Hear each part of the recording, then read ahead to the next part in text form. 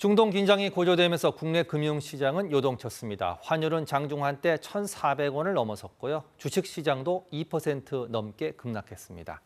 국제유가는 배럴당 100달러를 넘어설 거란 우려가 여전합니다. 중동발 리스크가 우리 경제에 미칠 영향, 김광석 한국경제산업연구원 연구실장과 자세히 진단해 보겠습니다. 자, 어서 오십시오. 네, 안녕하세요. 먼저 환율 살펴보겠습니다. 네.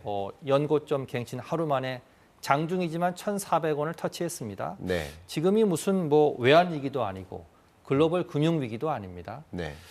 환율 상단 어디까지 오를 것인지 어떻게 예상해 볼 수 있겠습니까? 일단은 상단을 열어놓을 필요가 있겠다. 예. 최악의 상황을 가정할 필요가 있겠다. 1,400원을 넘어설 수 있다. 이런 그 얘기죠. 의견을 좀 먼저 말씀드립니다. 예.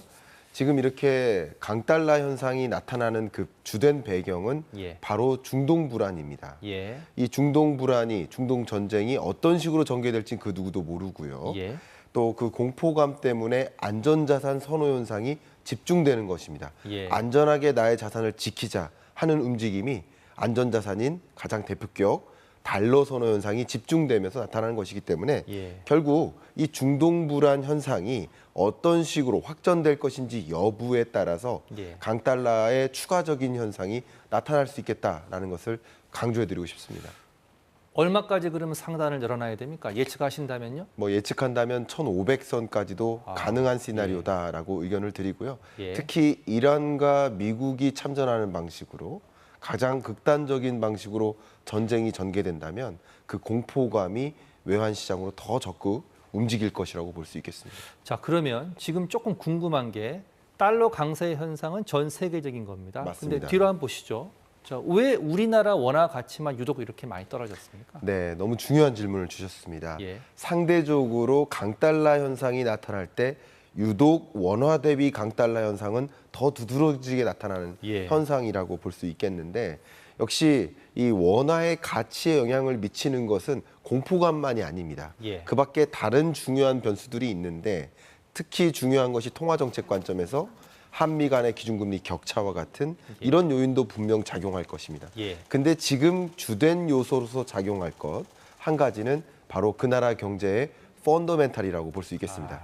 그 나라 경제가 얼마나 건전한 것인가를 판단해 볼 필요가 있겠는데 바로 약 1시간 전에 IMF의 경제전망 보고서가 나왔거든요. 근데 미국 경제는 전년도 2.5%, 올해 2.7%로 고성장세를 유지할 것으로 보고 있는데 한국 경제는 전년도 1.4%, 올해 2.3%로 굉장히 부진한 경제 흐름을 가져가고 있습니다. 경제적으로 펀더멘탈이라는 관점에서 우리 한국 경제는 유독 불안한 요소가 많다라고 인지하기 때문에 달러 선호 현상이 주로 더 나타나는 것이라고 볼 수 있겠습니다. 기초 체력이 좀 부족하다 이렇게 들리고 있는데 자, 지금 환율도 문제지만 국제 유가가 문제입니다. 지금 국제 유가는 약간 관망이고 지금 숨고르기 하고 있는데 지금 85달러 선인데 만약에 이란, 이스라엘이 재보복 또 행동으로 움직인다면 배럴당 130달러를 넘을 거라는 전망이 나오고 있어요. 어떻게 보십니까? 블룸버그 이코노믹스에서 발빠르게 전망을 했습니다. 역시 확전 여부에 따라서 모든 것이 결정된다라고 볼 수 있는데 특히 이 지정학적 리스크, 더군다나 중동 리스크는 가장 중요한 해협이 하나 있는데 호르무즈 해협이 있습니다. 이 호르무즈 해협을 지나는 전 세계 유조선 물동량의 30%가 결국 이 호르무즈 해협 봉쇄 조치로 인해서 공급에 차질이 있을 수 있고요. 특히 중요한 것은 이 우리나라가 유독 중동산 원유에 대한 의존도가 70%나 되기 때문에 우리나라는 더 크게 흔들릴 수 있겠다라는 우려가 되죠. 미국 에너지정보청의 지난주 전망에 따르면 2분기보다 3분기 국제 유가가 높게 형성될 것이라고 보고 있는데 이 와중에 오펙 플러스 국가들은 감산 조치를 또 단행하고 있거든요. 이런 것들이 부정적으로 국제 유가 상승을 야기할 것이다라고 볼 수 있겠습니다. 자, 그러면 걱정이 됩니다. 환율 오르죠. 물가 오르죠. 물가의 고스란히 전가될 텐데 고물가, 고금리, 고환율, 삼중고에 유가까지 지금 불안합니다. 자, 우리 지금 어떻게 대처를 해야 됩니까? 유독 앞에 말씀드렸던 것처럼 유독 우리나라는 중동산 원유에 대한 의존도가 높습니다. 23년 기준으로 대략 72%가 중동산 원유입니다. 그러면 이런 중동발 불안 문제가 전개됨에 따라서 원유 공급이라든가 각종 자원 공급에 부진이 있을 수 있습니다. 차질이 있을 수 있습니다. 그런 것을 차질이 빚지 않도록 대체제를 확보한다든가 비축유 관리를 한다든가 하는 정부의 적극적인 대응이 필요한 상황이라고 볼 수 있겠고요. 두 번째는 통화정책 관점에서도 고물가, 고유가, 또 강달러 이런 현상에 방어하기 위해서는 조금 더 긴축적인 통화정책 스탠스를 유지하는 노력도 필요할 수 있겠구나 이렇게 의견 드리겠습니다. 자, 지금 오늘 뭐 환율 또 중동 리스크 때문에 주식시장은 오늘 급락했습니다. 그렇습니다. 2% 이상 빠졌는데 자, 앞으로 이 상황이라면 변동성이 계속 커질 것 같습니다. 어떻게 좀 대비를 해야 됩니까? 예, 맞습니다. 이 방송을 보고 계시는 우리 대중분들, 서민 여러분들이라고 한다면 자산 배분이라는 관점에서도 분명 고민이 많이 되실 거라고 생각이 됩니다.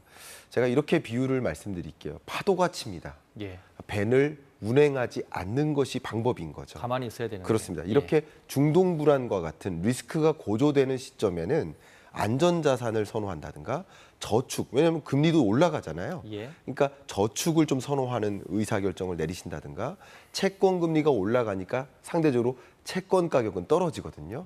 그러면 채권으로 자산 비중을 또 확보한다든가 하는 자산 배분적 노력도 조금 더 적극적으로 유심히 하셔야 될 시점이 아닌가 생각합니다.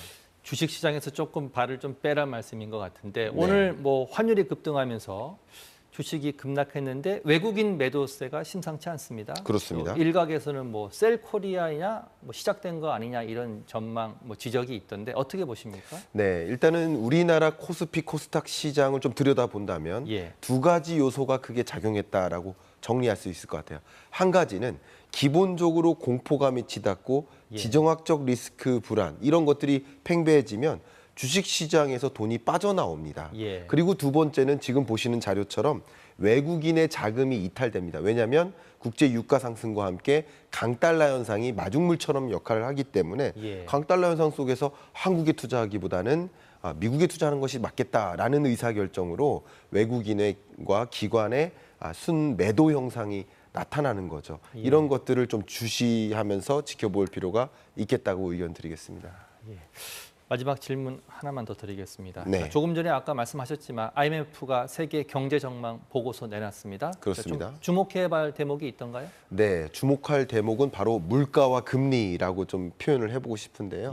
IMF가 진단하기를 종전에 봤을 때보다 고물가 기조가 더 오래 지속되겠구나, 끈적끈적한 고물가가 해결되지 않겠구나라고 보고 있습니다. 그러니까 세계 각국의 중앙은행들로 하여금 조금 더 긴축적인 통화정책 스탠스를 유지하라라는 경고를 했습니다. 금리 인하를 그러면 더 미루라는 그렇습니다. 얘기네요. 조급히 금리 인하를 하지 말 것, 이것을 경고했기 때문에 그러니까 통화정책 관점에서도 신중하게 물가 잡는 일을 놓쳐버리고 금리를 너무 섣불리 인하했다가는 또 다시 2차 인플레이션이 나와서 더 걷잡을 수 없는 문제가 생깁니다. 그래서 통화정책 기조도 신중한 전환을 고민해야 되겠다라는 의견을 좀 전해드리고 싶습니다. 중동 상황이 변수가 될 것 같습니다. 오늘 말씀 잘 들었습니다. 김광석 한국경제산업연구원 연구실장이었습니다. 고맙습니다. 감사합니다.